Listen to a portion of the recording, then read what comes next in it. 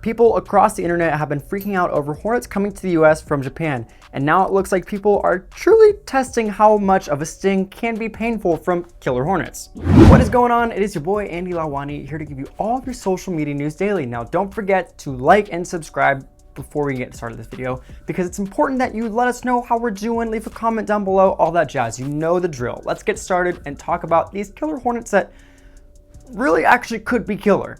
Lately, a lot of people across the United States have been worried about these murder hornets that will be stemming from Japan and eventually spreading across their way to the nation.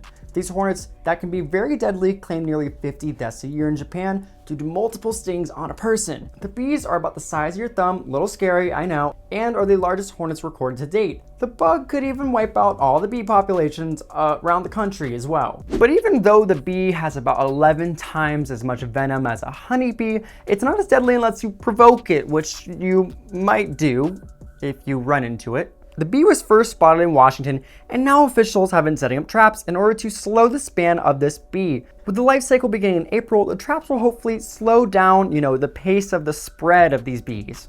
Interesting enough, Japanese bumblebees and bees alike take care of these in a humbling but brutal way, to be honest. In order to fend for their lives, the Japanese bees actually just lure these murder hornets into their hive. Once a murder hornet attacks a bumblebee, the remaining hive piles themselves onto the killer until it overheats. The temperature inside of this large and scary looking ball can be up to 116 degrees, cooking the insect, alive. Scary and satisfying to watch. But there are people who are in the United States believing that these bees won't really make its way across the nation. These murder hornets pose a big threat to beekeepers in particular. These hornets wipe out entire bee populations within hours and even decapitate the bumblebee to feed their larvae.